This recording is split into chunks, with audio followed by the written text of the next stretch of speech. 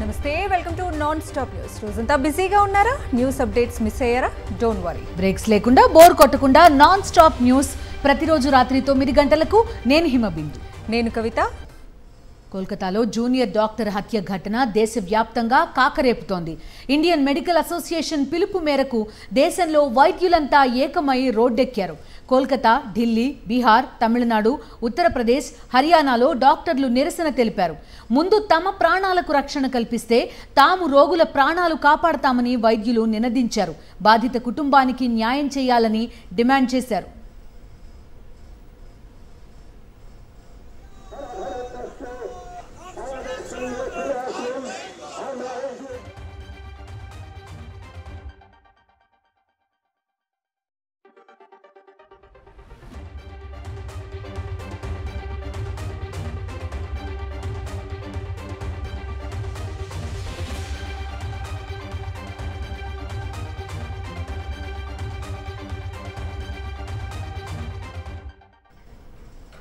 ఆంధ్రప్రదేశ్ రాష్ట్ర వ్యాప్తంగా డాక్టర్లు ఆందోళన చేశారు. పలుచోట్ల విధులు బహిష్కరించారు. వైఎస్ఆర్, శ్రీ సత్యసాయి, పార్వతీపురం మన్యం, శ్రీకాకుళం, పల్నాడు, నెల్లూరు జిల్లాల్లో ర్యాలీలు, ప్రదర్శనలు, మానవహారాలు, రాస్తా రోకోలు నిర్వహించారు. హత్యకు గురైన వైద్యురాలి ఆత్మశాంతి కలగాలంటూ నిరసన ప్రదర్శన చేశారు. విచారణ సత్వరం పూర్తి చేసి దోషుల్ని కఠినంగా శిక్షించాలని డిమాండ్ చేశారు. వైద్య సిబ్బందికి పూర్తి భద్రత కల్పించాలని, ఇలాంటి సంఘటనలు పునరావృతం కాకుండా చర్యలు తీసుకోవాలని కోరారు.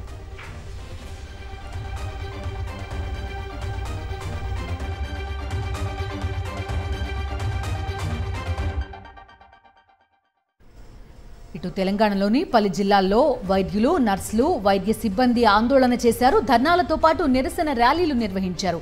ప్లకార్డులతో నిరసన ర్యాలీ చేపట్టారు. బాధిత వైద్యురాలి కుటుంబానికి సత్వర న్యాయం జరగాలని డిమాండ్ చేశారు. వైద్య సిబ్బంది కోసం కొత్త చట్టం తేవాలని కోరారు.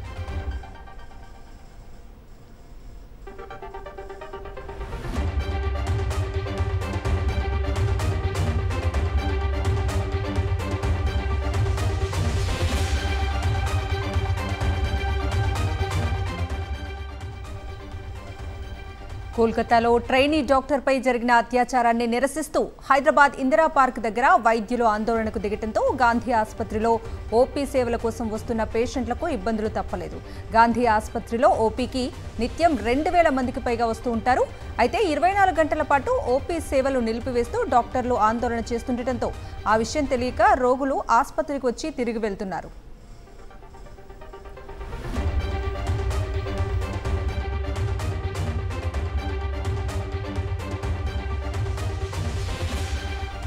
ఉమ్మడి కరీంనగర్ జిల్లా వ్యాప్తంగా ప్రభుత్వ, ప్రైవేట్ ఆసుపత్రుల్లో వైద్య సిబ్బంది నిరసన కార్యక్రమాల్లో పాల్గొన్నారు. 24 గంటల పాటు ప్రైవేట్ హాస్పిటల్స్లో ఓపీ సేవలు నిలిపివేయగా అత్యవసర సేవలు మాత్రమే కొనసాగుతున్నాయి.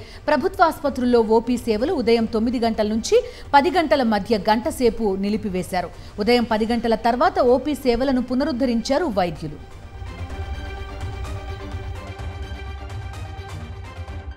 కరీంనగర్ ఆసుపత్రి వద్ద ఆందోళన చేస్తున్న ఒక వైద్యురాలు పాట రూపంలో తమ నిరసన తెలిపారు. స్త్రీ జాతికి ఎక్కడ స్వాతంత్రం వచ్చిందని పాట రూపంలో ప్రశ్నించారు. వచ్చింది స్త్రీ జాతికి స్వాతంత్రం, ఏ స్త్రీకి ఇచ్చింది స్వేచ్ఛ ఈ భారతదేశం, అడుగడుగున మంటలు పెడుతున్న చరితము, హత్యాచారాలకు అవుతుంది నిలయము, నడి రోడ్డున చంపుతున్న స్పందించని సమాజం, నడి రోడ్డున చంపుతున్న స్పందించని సమాజం, దినదినమున దిగజారుతూ బ్రతుకుతుంది ఈ జగం, ఎక్కడ వచ్చింది స్త్రీ జాతికి స్వాతంత్రం, ఏ స్త్రీకి ఇచ్చింది స్వేచ్ఛ ఈ భారతదేశం, నార్యంతే పూజంత. కోల్కతా ఘటనపై దేశవ్యాప్త ఆందోళనల నేపథ్యంలో కేంద్ర ఆరోగ్య శాఖ స్పందించింది. వైద్యులు తమ ఆందోళనను విరమించాలని విజ్ఞప్తి చేసింది. హెల్త్ కేర్ ప్రొఫెషనల్స్ భద్రతకు తగిన చర్యలు చేపడతామని హామీ ఇచ్చింది. అలాగే వైద్యుల భద్రతకు కమిటీ ఏర్పాటు చేస్తున్నట్టు కేంద్ర ఆరోగ్య శాఖ వెల్లడించింది. ఇదే సమయంలో వైద్య రంగానికి సంబంధించి అన్ని వర్గాలతో సంప్రదించి హెల్త్ కేర్ ప్రొఫెషనల్స్ భద్రతకు తీసుకోవాల్సిన చర్యలను కమిటీ సిఫార్సు చేయనుంది. ఈ మేరకు ఇండియన్ మెడికల్ అసోసియేషన్ ప్రతినిధులకు కేంద్ర ఆరోగ్య శాఖ వెల్లడించింది. దేశవ్యాప్తంగా డెంగీ, మలేరియా కేసులు పెరుగుతున్న నేపథ్యంలో వైద్యులు వెంటనే విధుల్లో చేరాలని విజ్ఞప్తి చేసింది. ఏపీ ముఖ్యమంత్రి చంద్రబాబు ఢిల్లీలో పర్యటిస్తున్నారు. ప్రధాని మోదీతో సమావేశమయ్యారు. దాదాపు గంట సేపు పలు అంశాలపై చర్చించారు. రాష్ట్ర పునర్నిర్మాణానికి తోడ్పాటును అందించాలని మోదీని చంద్రబాబు కోరినట్లు సమాచారం. వెనుకబడిన జిల్లాలకు నిధుల విడుదల అంశాలపై ఈ సమావేశంలో చర్చ జరిగినట్లు టీడీపీ వర్గాలు తెలిపాయి. అలాగే కేంద్ర ఆర్థిక శాఖ మంత్రి నిర్మలా సీతారామన్తో సమావేశమయ్యారు. కేంద్ర భారీ పరిశ్రమలు, ఉక్కు శాఖ మంత్రి కుమారస్వామితో కూడా భేటీ అయ్యారు చంద్రబాబు.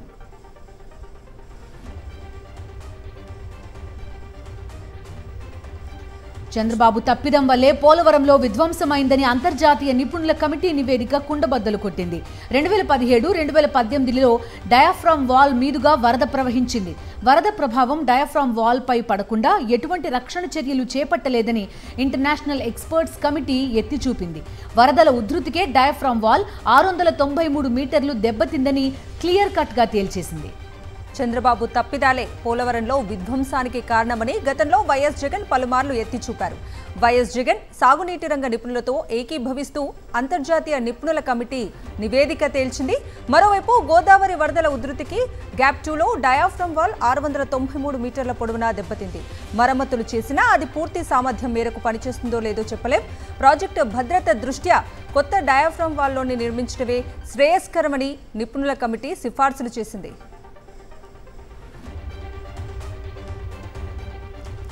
డయాఫ్రమ్ వాల్ కొట్టుకుపోవడం వల్లే పోలవరం ప్రాజెక్టు ఆలస్యం జరిగిందన్నారు మాజీ మంత్రి అంబటి రాంబాబు. చంద్రబాబు గోబెల్స్ ప్రచారం చేశారని మండిపడ్డారు. చంద్రబాబు నిర్ణయాలు సరిగ్గా లేకపోవడం వల్లే డయాఫ్రమ్ వాల్ దెబ్బతిందన్నారు. తిరిగి వైఎస్ఆర్సీపీపైనే ఎల్లో మీడియాలో బురద జల్లే ప్రయత్నం చేసిందన్నారు. చంద్రబాబు హయాంలో ప్రోటోకాల్ లేకుండా నిర్మాణాలు జరిగాయని, ఇదే విషయాన్ని అంతర్జాతీయ నిపుణుల బృందం కూడా చెప్పిందని అంబటి రాంబాబు గుర్తు చేశారు. అంతర్జాతీయ కమిటీ వాళ్ళు చెప్పింది ఏంటంటే 2016 దాకా నోరు మూసు కూర్చున్నారు. 2016 తర్వాత టకటకటక అన్నీ ఒకేసారి మాలేసేయండి అని అన్నారు. ఇది తప్పిదాం, ఇలా చేయకూడదు. This is not protocol. స్పిల్వేని కంప్లీట్ చేసిన తర్వాత గోదావరి నీరంతా స్పిల్వే ద్వారా ప్రవహించడం ప్రారంభించిన తర్వాత, మళ్లించిన తర్వాత మాత్రమే diaphragm wall ECR ఎర్తకం rock filling dam యొక్క పనులు ప్రారంభించవలసినటువంటి కార్యక్రమాన్ని వదిలేసి, ప్రోటోకాల్ వదిలేసి ఎందుకు చేశారు? ఇది అందరికి సరే ఎందుకు చేశారు? ఏమి లేదు, చక్క చేసేసుకోవటం, బిల్లులు చేసేసుకోవటం. కాఫర్ డ్యాం, డయాఫ్రామ్ వాల్ పనులు సమాంతరంగా చేపట్టిన మాట వాస్తవమే అని ఒప్పుకున్నారు మంత్రి నిమ్మల రామనాయుడు. పోలవరం పనులు త్వరితగతిన పూర్తి చేయాలనే ఉద్దేశంతోనే ఈ పనులు చేసినట్టుగా తెలిపారు. ఏదైతే డయాఫ్రమ్ వాల్ కానీ, ఎగువ కాపర్ డ్యామ్ కానీ, దిగువ కాపర్ డ్యామ్ కానీ, స్పిల్వే కానీ అన్నీ కూడా సమాంతరంగా చేసుకుంటూ వెళ్తున్నాం. ఎందుకంటే టైం అనేది చాలా తక్కువ ఉంటుంది కాబట్టి తక్కువ టైంలో ఇప్పుడు ఏదైతే కాపర్ డ్యామ్ ఉంది, ఇప్పుడు నిపుణులు చెప్తూ ఉన్నారు దాని టైం బాండ్ అనేది 3 years 4 years కాపర్ డ్యామ్ ఉంటుందని చెప్పి. నిజంగా ఎగువ కాపర్ డ్యామ్ చేసుకుని తర్వాత దిగువ కాపర్ డ్యామ్ చేసుకుని మళ్ళీ స్పిల్వే కట్టుకుని మళ్ళీ డయాఫ్రమ్ వాల్ ఇట్లా అంటే దాని టైం కూడా మీరు చెప్పినట్లుగా అయితే టైం కూడా డ్యూరేషన్ కూడా పూర్తయిపోతుంది. పోలవరం ఫైల్స్ తగలబెట్టారంటూ ఎల్లో మీడియా మరో నాటకానికి తెరలేపింది. R&Rకు సంబంధించిన డాక్యుమెంట్లు కాల్చేశారంటూ దుష్ప్రచారం చేసింది. అయితే దీనిపై అధికారులు క్లారిటీ ఇచ్చారు. నిరుపయోగమైన కాగితాలను మాత్రమే బయటపడేశామన్నారు అధికారులు. పోలవరం కార్యాలయాన్ని పోలీసులు పరిశీలించారు. సిబ్బంది తగలబెట్టిన కాగితాలు ఉపయోగం లేనివని తేల్చారు. ఆ పేపర్లు R&Rకు ఏమాత్రం సంబంధించినవి కావని స్పష్టం చేశారు స్పెషల్ కలెక్టర్ సరళా వందనం.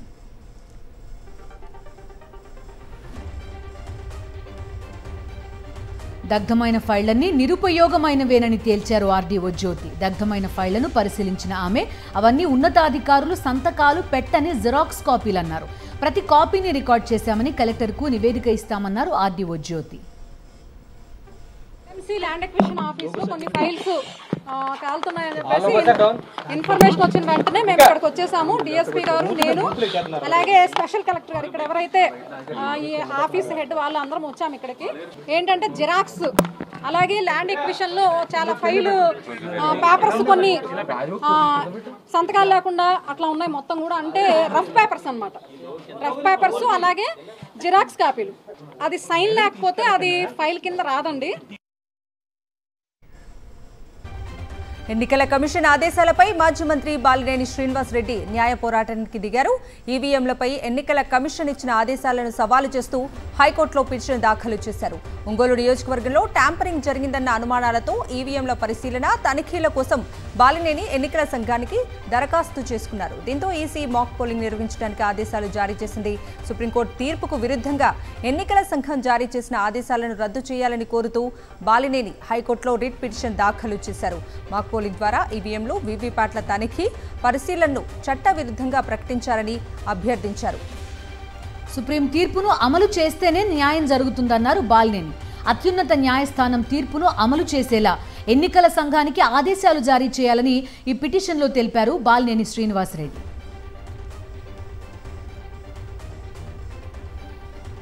ఉద్యోగుల బదిలీలకు గ్రీన్ సిగ్నల్ ఇచ్చింది ఏపీ ప్రభుత్వం. మొత్తం 15 శాఖల్లో బదిలీలకు రాష్ట్ర ప్రభుత్వం ఆమోదం తెలిపింది. ఉద్యోగుల బదిలీలపై నిషేధాన్ని సడలిస్తూ ప్రభుత్వం ఉత్తర్వులు జారీ చేసింది. ఈ నెల 19 నుంచి 31 వరకు ఉద్యోగుల బదిలీలకు అనుమతినిచ్చింది. వచ్చే నెల 5 నుంచి 16 వరకు ఎక్సైజ్ శాఖలో బదిలీలు జరగనున్నాయి.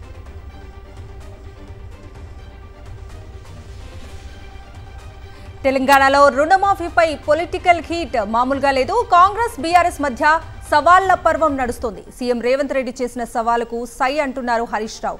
రుణమాఫీపై చర్చించడానికి రెడీ అంటున్నారు. ఏ గ్రామంలో చర్చించడానికైనా సిద్ధమని, కాంగ్రెస్ నేతలు రావటానికి సిద్ధమా అంటూ సవాల్ విసిరారు హరీష్ రావు. నేను సూటిగా సవాలు విసురుతున్నా. తాటి చెట్టు లెక్క పెరిగితే సరిపోదు, దూలం లెక్క ఉన్నావు, దూడకున్న బుద్ధి కూడా లేదని ఆనాడు హరీష్ రావు సవాలు విసిరిండు. మీరు రైతు రుణమాఫీ చెయ్యండి, నేను సిద్దిపేట ఎమ్మెల్యేకు రాజీనామా చేస్తా, మళ్ళా ఎన్నికల్లో పోటీ చెయ్యనని. ఇవాళ ఈ వైరాగడ్డ మీద నుంచి ఖమ్మం ప్రజల సమక్షంలో హరీష్ రావు, నీకు సీము నెత్తురుంటే, సిగ్గు లజ్జ ఉంటే రాజీనామా చెయ్యి. హరీష్ రావు సిద్ధంగా ఉండు. సిద్దిపేటకు పట్టిన శని, పీడ, చీడ విరుగడవుతుంది. 15 ఆగస్టు లోపల 2 లక్షల వరకు రుణమాఫీ చేసి తీరుతామని మాట ఇచ్చిన ఇవాళ 15 ఆగస్టు నాడు మళ్ళీ అదే ఖమ్మం గడ్డ మీద నుంచి ఇవాళ సవాలు విసురుతున్న హరీష్ రావు. నువ్వు నిజంగానే రుణమాఫీ అయిందనుకుంటున్నావా? ఒకవేళ రేవంత్ రెడ్డి గారికి నేను సవాల్ విసురుతున్నా, నిజంగా సంపూర్ణంగా రైతు రుణమాఫీ పూర్తయిందంటే నువ్వే చెప్పు, ప్లేస్ చెప్పు, డేట్ చెప్పు, టైం చెప్పు, ఏ జిల్లాకు పోదాం, ఏ మండలానికి పోదాం, ఏ గ్రామానికి పోదాం, నువ్వు చెప్పు, నేను వస్తా. నా నియోజకవర్గానికి వస్తావా, నీ నియోజకవర్గానికి పోదామా, రాష్ట్రంలో ఎక్కడికి పోదామో నువ్వే డిసైడ్ చేయి. అక్కడనే పోయి ఆ ఊర్లో రైతులను అడుగుదాం, కుల్లా రుణమాఫీ అయిందో కాలేదో తేల్చేద్దాం. ఊకే నువ్వు నోరున్నది కదా, మైక్ ఉన్నది కదా అని నోటికొచ్చినట్టు మాట్లాడితే రుణమాఫీ కాదు. పోదాంపా, ఏ ఊరికి పోదామా. నువ్వు చెప్పిన ప్రకారంగా 15 ఆగస్టుకు ఆ గ్రామంలో రైతులందరికీ రుణమాఫీ అయిందా లేదా, మరి అక్కడనే పోయి అడుగుదాం. నేను ఉదాహరణ చెప్తా. తెలంగాణలో పోరుబాటకు సిద్ధమవుతోంది గులాబీ దళం. రుణమాఫీ కాని రైతులకు అండగా నిలిచేందుకు బీఆర్ఎస్ నేతలు భవిష్యత్ కార్యాచరణ సిద్ధం చేస్తున్నారు. తెలంగాణ భవన్లో కేటీఆర్, హరీష్ రావు సమావేశమయ్యారు. రుణమాఫీ పోరుబాట యాక్షన్ ప్లాన్ పై చర్చించారు. బీఆర్ఎస్ ఎమ్మెల్యేలు, ఎమ్మెల్సీలకు పలు అంశాలపై దిశానిర్దేశం చేశారు.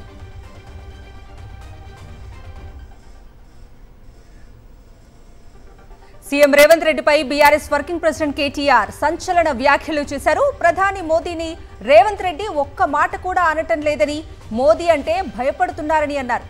ప్రధాని అంటే ఎందుకు భయమో రేవంత్ తన సన్నిహితుల దగ్గర బయట పెట్టారని అన్నారు కేటీఆర్. త్వరలో రేవంత్ తన బృందంతో కలిసి బీజేపీలో కలుస్తారనే సమాచారం తన దగ్గర ఉందన్నారు. బీజేపీలోనే తన ప్రస్థానం ముగుస్తుందని మోదీకి రేవంత్ చెప్పారని అన్నారు కేటీఆర్. ఇక కాషాయ జెండాతో ఏబీవీపీలో చేరా, ఆ కాషాయ జెండా కప్పుకొనే చనిపోతానని చెప్పింది నిజమా కాదా అని ప్రశ్నించారు కేటీఆర్.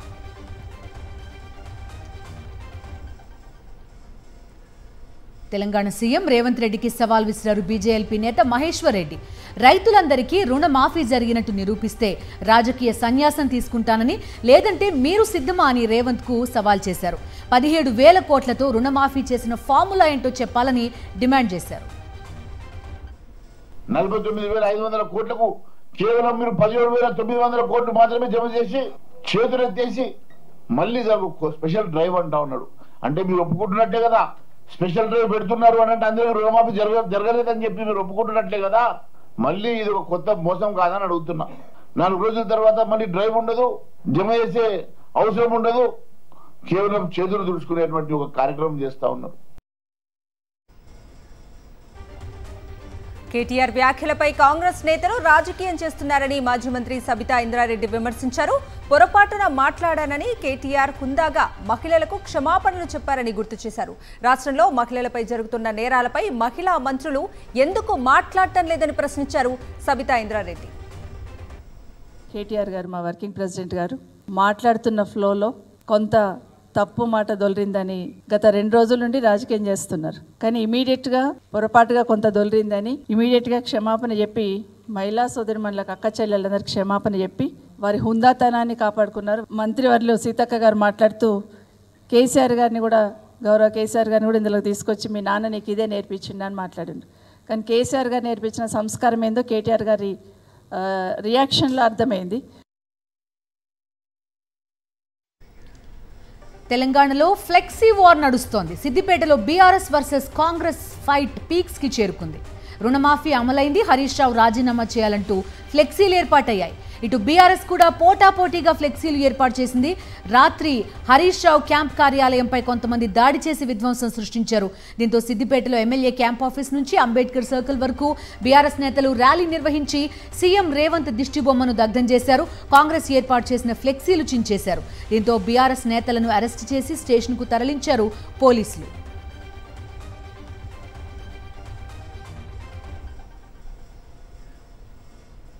కాంగ్రెస్ ప్రభుత్వంపై మాజీ మంత్రి జగదీష్ రెడ్డి తీవ్ర స్థాయిలో మండిపడ్డారు. హరీష్ రావు క్యాంపు కార్యాలయంపై జరిగిన దాడిని ఖండించారు. కాంగ్రెస్ నేతల చిల్లర వేషాలకు తాము భయపడేది లేదని స్పష్టం చేశారు. రాత్రి సిద్దిపేట శాసనసభ్యులు మాజీ మంత్రివర్యులు హరీష్ రావు గారి అధికారిక నివాసం క్యాంప్ ఆఫీస్ పైన కాంగ్రెస్ గుండాలు దాడి చేసి దాని నష్టాన్ని కలిగించడం అనేది ఏదైతుందో ఈ సంఘటన తీవ్రంగా ఖండిస్తూ ఉన్నాం. ఇది కేవలం కొద్దిమంది ఆకతాయిలు ఏదో తాగి తప్పి చేసిన పని కాదు. రాష్ట్ర ప్రభుత్వం స్వయంగా ఒక డైరెక్షన్ ఇచ్చి పోలీసులు వెంట ఉండి చేసిన కార్యక్రమం ఇది. పెట్టుబడులను ఆకర్షించేందుకు విదేశీ సంస్థలకు నమ్మకాన్ని కలిగించే దిశగా సీఎం రేవంత్ రెడ్డి విదేశీ పర్యటన సాగిందని మంత్రి శ్రీధర్ బాబు అన్నారు. రాబోయే 20 ఏళ్లలో కాంగ్రెస్ ప్రభుత్వ లక్ష్యమేంటో తెలియజేయడానికి ఇది ఒక ప్రయత్నమన్నారు. ఈ పర్యటనలో 19 MOUలు కుదుర్చుకున్నామని తెలిపారు.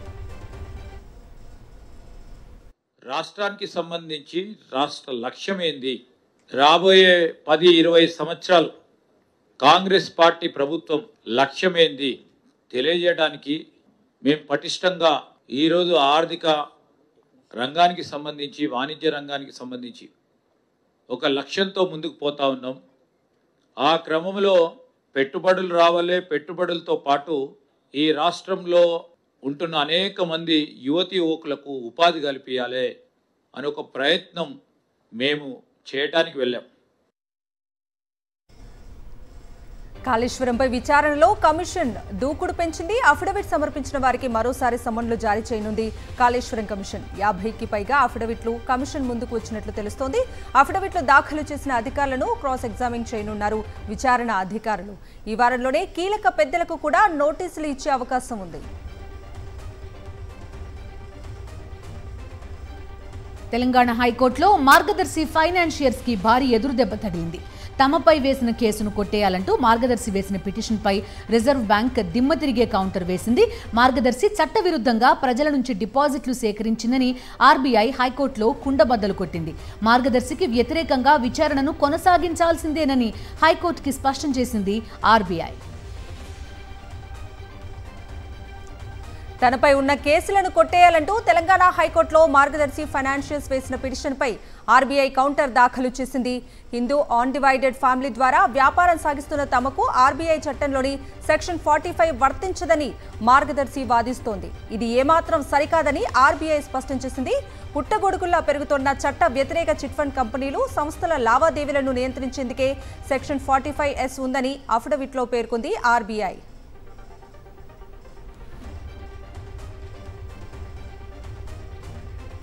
ఒక వ్యక్తి గాని, వ్యక్తుల సమూహం గాని ఎటువంటి అనుమతులు లేకుండా 25 కంటే ఎక్కువ డిపాజిట్లు సేకరించొద్దని చట్టం చెబుతోంది. అంతేకాదు బంధువులతో కలిసి మొత్తంగా 250 కంటే ఎక్కువ డిపాజిట్లు సేకరించకూడదని చట్టంలో స్పష్టంగా ఉన్నట్టు కోర్టుకు తెలిపింది ఆర్బీఐ. ఈ కేసులో నేరం రుజువైతే 2 నుంచి 5 ఏళ్ల వరకు జైలు శిక్షతో పాటు సేకరించిన డిపాజిట్లకు 2 రెట్ల జరిమానా కట్టాల్సి ఉందని అఫిడవిట్లో పేర్కొంది ఆర్బీఐ. కూటమి సర్కారు అధికారంలోకి వచ్చాక వైఎస్ఆర్సీపీ నేతలపై కక్ష సాధింపు చర్యలు కొనసాగుతున్నాయి. అక్రమ కేసులతో ఇబ్బందులు పెడుతూనే ఉన్నారు. చిత్తూరు జిల్లా కుప్పం మండలం వైఎస్ఆర్సీపీ అధ్యక్షుడు మురుగేష్పై ఎస్సీ/ఎస్టీ అట్రాసిటీ కేసు నమోదు చేశారు పోలీసులు. పంచాయతీ ట్రాక్టర్ దొంగతనం కేసు కూడా నమోదు చేశారు. చంద్రబాబు ఆదేశాలతోనే బీసీ నేతపై తప్పుడు కేసులు పెట్టారని వైఎస్ఆర్సీపీ నేతలు ఆరోపిస్తున్నారు.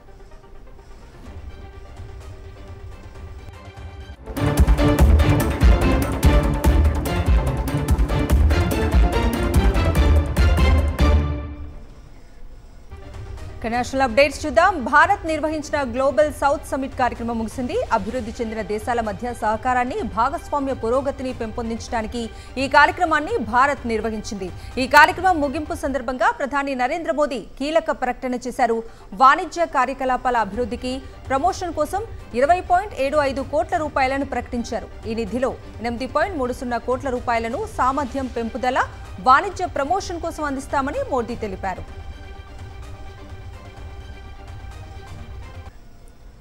ఇంటర్నేషనల్ అప్డేట్స్ చూద్దాం. స్వీడన్ కు వలసలు పెరిగిపోతున్నాయి. ఫలితంగా అక్కడ జనాభా కూడా విపరీతంగా పెరిగిపోతోంది. జనాభా పెరుగుదలకు అడ్డుకట్ట వేసేందుకు స్వీడన్ అనేక ప్రయత్నాలు చేస్తుంది. అందులో భాగంగా తాజాగా కీలక ప్రకటన చేసింది. వలసదారులు స్వచ్ఛందంగా దేశాన్ని విడిచి వెళితే కొంత నగదును బహుమతిగా ఇవ్వనున్నట్లు ప్రకటించింది. భారత కరెన్సీ ప్రకారం 80,000 రూపాయల నగదుతో పాటు ప్రయాణ ఖర్చులను కూడా తామే భరిస్తామని స్వీడన్ ఇమిగ్రేషన్ మంత్రి మరియా ప్రకటించారు. ప్రస్తుతం స్వీడన్లో 20 లక్షలకు పైగా వలసదారులు ఉన్నారు. థాయిలాండ్లో నెలకొన్న రాజకీయ సంక్షోభానికి ఎండ్ కార్డ్ పడింది. ఆ దేశ ప్రధానమంత్రి ఎన్నిక ఏకగ్రీవమైంది. థాయిలాండ్ నూతన ప్రధానిగా మాజీ ప్రధాని తక్సిన్ షినవత్రా కుమార్తె ఎన్నికయ్యారు. ఆమె ఎన్నికకు పార్లమెంటు దిగువ సభ ఏకగ్రీవంగా ఆమోదం తెలిపింది. సభలో 247 మంది సభ్యుల మద్దతు అవసరం ఉండగా 314 మంది సభ్యులు మద్దతుగా నిలిచారు.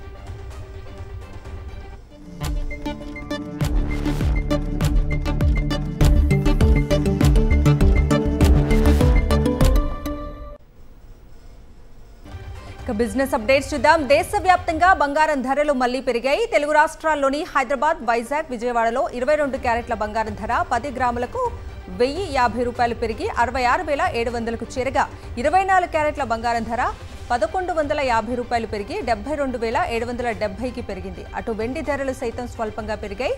కిలో వెండి 2,000 రూపాయలు పెరిగి 91,000 రూపాయలకు చేరింది.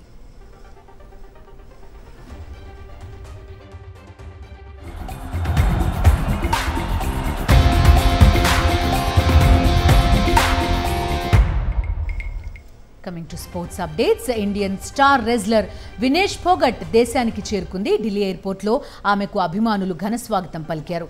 వారిని చూసిన వినేష్ భావోద్వేగానికి గురై కన్నీళ్లు పెట్టుకుంది.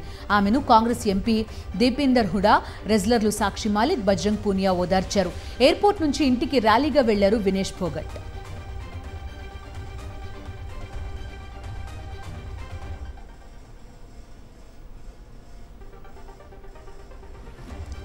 టీమిండియా వెటరన్ క్రికెటర్ భువనేశ్వర్ తన భార్య నుపుర్ నగర్ను సర్ప్రైజ్ చేశాడు. సతీమణి పుట్టినరోజును ఈ పేస్ బౌలర్ ఘనంగా సెలబ్రేట్ చేశారు. ఇందుకు సంబంధించిన ఫోటోలను నుపుర్ సోషల్ మీడియాలో షేర్ చేశారు. తనకు ఎప్పటికప్పుడు సర్ప్రైజ్ ఇస్తూనే ఉంటాడని, ఈసారి జీవితాంతం గుర్తుండిపోయే విధంగా బర్త్డేను జరిపించాడని ఉద్వేగానికి లోనయ్యారు.